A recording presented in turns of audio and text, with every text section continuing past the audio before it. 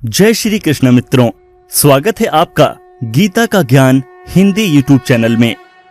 अध्याय 11 विश्व रूप दर्शन योग, भगवान के विराट रूप के दर्शन का योग। पिछले अध्याय में श्री कृष्ण ने अर्जुन की भक्ति को पोषित और प्रगाढ़ करने के लिए अपनी दिव्य विभूतियों का वर्णन किया था।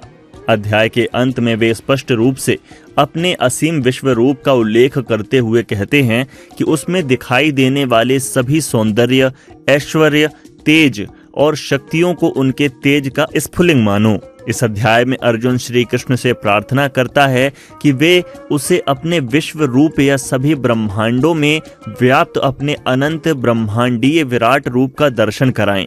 तब श्री कृष्ण उस पर कृपा करते हुए उसे अपनी दिव्य दृष्टि प्रदान करते हैं, जिसे प्राप्त कर अर्जुन देवों के देव श्री कृष्ण के शरीर में संपूर्ण सृष्टि का अवलोकन करता है। फिर वह भगवान के अद्भुत अनंत स्वरूप में अनगिनत मुख, आंखें, भुजाएं और उदर देखता है। उनके विराट रूप का कोई आदि और अंत नहीं है और वह प्रत्येक दिशा में अपरिमित रूप से बढ़ रहा है। उस रूप का तेज आकाश में एक साथ चमकने वाले 100 सूर्यों के प्रकाश से अधिक है। उस विराट रूप को देखकर अर्जुन के शरीर के रोमकूप सिहरने लगे। वह देखता है कि भगवान के नियम के भय से तीनों लोग भय से कांप रहे हैं। उसने देखा कि स्वर्ग के सभी देवता भगवान में प्रवेश कर उसकी शरण ग्रहण कर रहे हैं और सिद्धजन पवित्र वैदिक मंत्रों, प्रार्थनाओं और स्रोतों का पाठ कर भगवान की स्तुति कर रहे हैं। आगे अर्जुन कहता है कि वह धृतराष्ट्र के सभी पुत्रों को उनके सहयोगी राजाओं सहित उनके मुख में प्रवेश करते हुए उसी प्रकार से देख रहा है जैसे पतंगा तीव्र गति से अग्नि की ज्वाला में प्रवेश कर अपना विनाश करता है। तब अर्जुन स्वीकार करता है कि भगवान के विश्व रूप को देखकर उसका हृदय भय से कांप रहा है और उसने अपना मानसिक संतुलन खो दिया है। भयभीत अर्जुन श्री कृष्ण से उनके इस भयानक रूप की वास्तविकता जानना चाहता है, जो कि उनके उस रूप जैसा नहीं था जिसे वह अब से पहले अपने गुरु और मित्र के रूप में जानता था। उसका उत्तर देते हुए श्री कृष्ण कहते हैं कि वे काल के रूप में तीनों लोकों के संहारक हैं। वे घोषणा करते हैं कि कौरव पक्ष के महायोद्धा पहले ही उनके द्वारा मारे जा चुके हैं, इसलिए अपनी विजय को सुनिश्चित मानते हुए उठो और युद्ध करो। इसकी प्रतिक्रिया में अर्जुन अदम्य साहस और अतुल्य शक्ति से संपन्न भगवान के रूप में उनकी प्रशंसा करता है और पुनः उनकी वंदना करता है। वह कहता है कि यदि दीर्घकालीन मित्रता के दौरान श्री कृष्ण को केवल मानव के रूप में देखने के कारण उपेक्षित भाव से भूलवश उससे उनके प्रति कोई अपराध हो गया हो तो वे उसे क्षमा कर दें। वह उन्हें उस पर दया कर उन्हें एक बार पुनः अपना आनंदमयी भगवान का रूप दिखाने की प्रार्थना करता है। अगर आपको ये वीडियो पसंद आए तो हमारे YouTube चैनल गीता का ज्ञान को सब्सक्राइब करें। वीडियो में आगे बढ़ने से पहले एक बार सच्चे दिल से कमेंट में जय श्री कृष्ण जरूर लिखिएगा। श्री कृष्ण उसकी प्रार्थना को स्वीकार करते हुए पहले अपना चतुर्भुज नारायण रूप और तत्पश्चात अपना 2 भुजाओं वाला मनोहारी पुरुषोत्तम रूप धारण करते हैं। वे अर्जुन को बताते हैं कि अर्जुन भगवान के जिस विश्व रूप को देख चुका है उसका दर्शन करना अत्यंत कठिन है। वेदों के अध्ययन करने से उनके साकार रूप को देखा नहीं जा सकता। उनके साकार रूप को ना तो वेदों के अध्ययन द्वारा और ना ही तपस्या, दान या अग्निहोत्र यज्ञों द्वारा देखा जा सकता है। लेकिन अर्जुन, मैं जिस रूप में तुम्हारे समक्ष खड़ा हूँ उसे केवल विशुद्ध और अनन्य भक्ति से ही देखा जा सकता है और उसमें एकीकृत हुआ जा सकता है। अर्जुन ने कहा, मुझ पर करुणा कर आप द्वारा प्रकट किए गए परम गुना आध्यात्मिक ज्ञान को सुनकर अब मेरा मोह दूर हो गया है। मैंने आपसे सभी प्राणियों की उत्पत्ति और संहार के संबंध में विस्तार से सुना है। हे कमल नयन, मैंने आपकी अविनाशी महिमा को भी जाना है। हे परमेश्वर, तुम वास्तव में वही हो जिसका आपने मेरे समक्ष वर्णन किया है, किंतु हे परम पुरुषोत्तम, मैं आपके विराट रूप को देखने का इच्छुक हूँ। सभी अप्रकट शक्ति के स्वामी हे भगवान, यदि आप यह सोचते हैं कि मैं इसे देखने में समर्थ हूँ, तब मुझे अपना अविनाशी विराट स्वरूप दिखाने की कृपा करें। परमेश्वर ने कहा, हे पार्थ, अब तुम मेरे सैकड़ों और हजारों अद्भुत दिव्य रूपों को विभिन्न आकारों और बहुरंगी रूपों में देखो। हे भरतवंशी, लो अब अदिति के 12 पुत्रों, 8 वसुओं, 11 रुद्रों, 2 अश्विनी कुमारों और उसी प्रकार से 49 मरुतों और पहले कभी न प्रकट हुए अन्य आश्चर्यों को मुझ में देखो।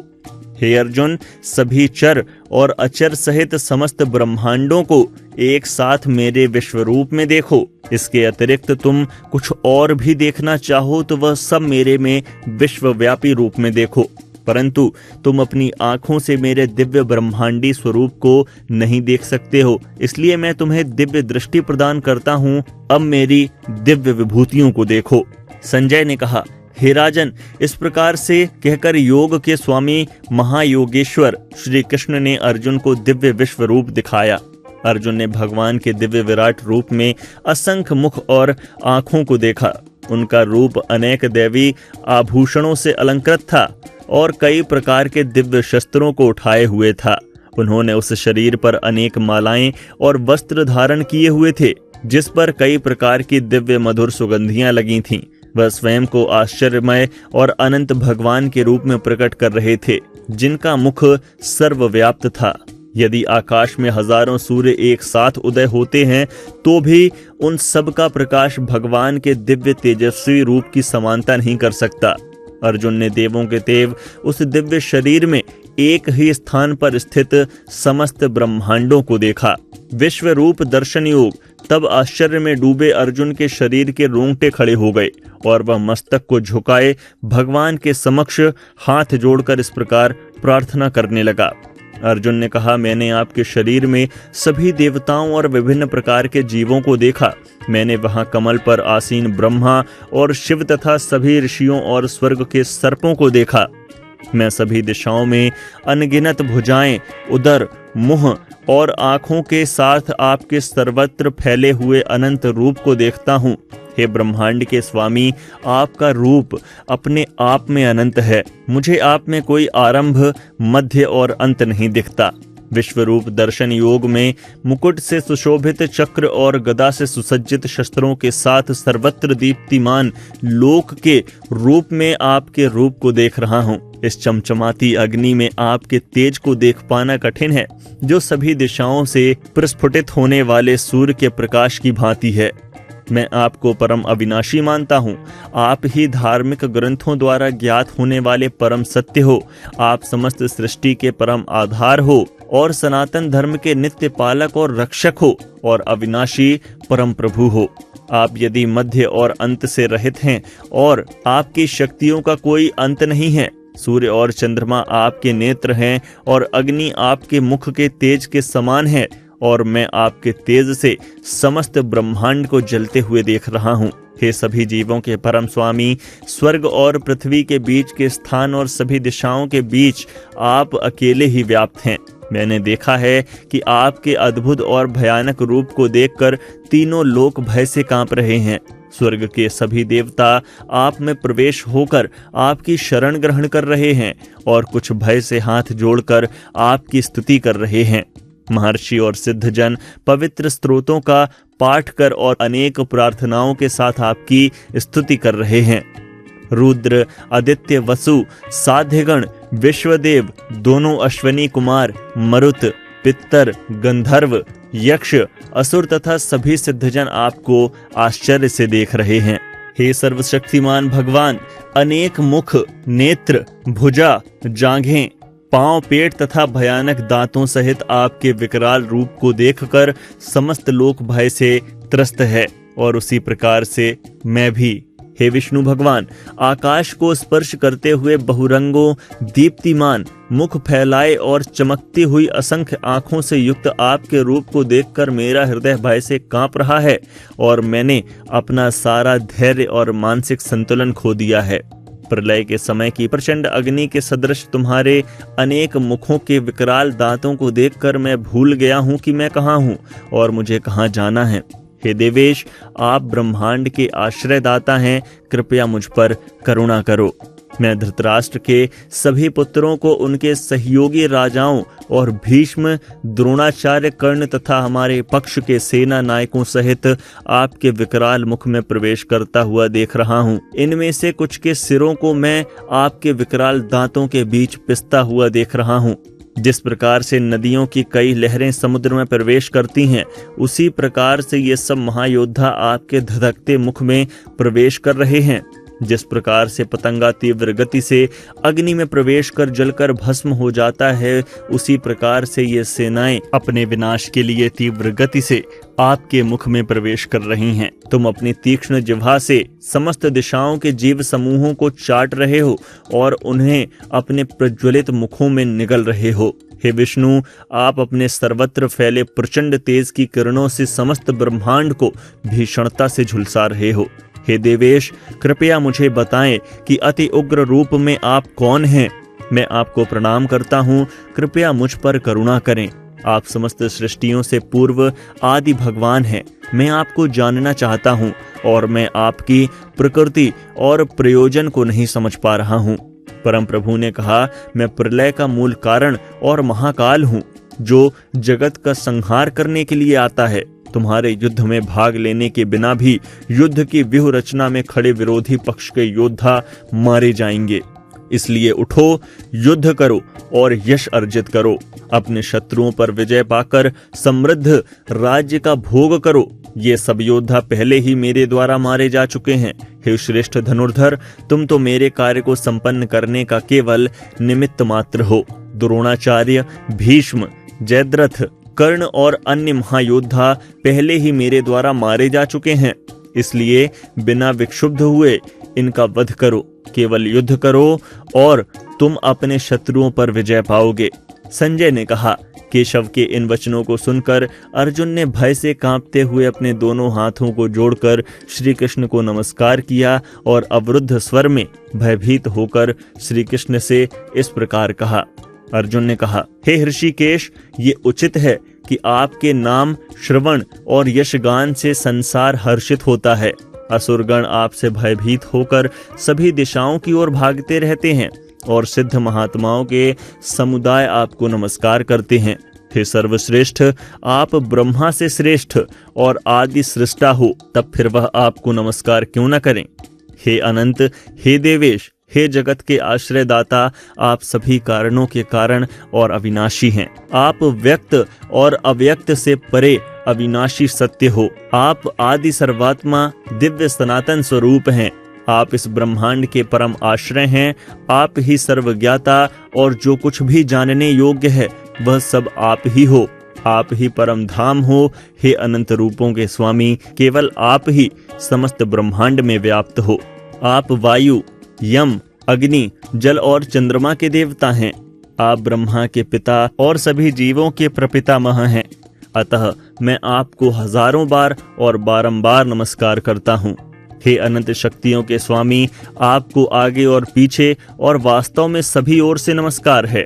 आप असीम पराक्रम और शक्ति के स्वामी हैं और सर्वव्यापी हैं। अतः आप सब कुछ हैं। आपको अपना मित्र मानते हुए मैंने धृष्टता पूर्वक आपको हे कृष्ण, हे यादव, हे प्रिय मित्र कहकर संबोधित किया, क्योंकि मुझे आपकी महिमा का ज्ञान नहीं था। उपेक्षित भाव से और प्रेमवश होकर यदि उपहास करते हुए मैंने कई बार खेलते हुए, विश्राम करते हुए, बैठते हुए, खाते हुए, अकेले में या अन्य लोगों के समक्ष आपका कभी भी अनादर किया हो, तो उन सभी अपराधों के लिए हे अचिंत्य, मैं आपसे क्षमा याचना करता हूँ। आप समस्त चर अचर के स्वामी और समस्त ब्रह्मांडों के जनक हैं।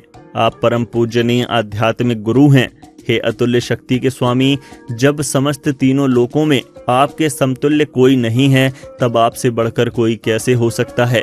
इसलिए हे पूजनीय भगवान, मैं आपके समक्ष नतमस्तक होकर और साष्टांग प्रणाम करते हुए आपकी कृपा प्राप्त करने की याचना करता हूँ। जिस प्रकार पिता पुत्र के हठ को सहन करता है, मित्र इष्टता को और प्रियतम अपनी प्रियसी के अपराध को क्षमा कर देता है, उसी प्रकार से कृपा करके मुझे मेरे अपराधों के लिए क्षमा कर दो।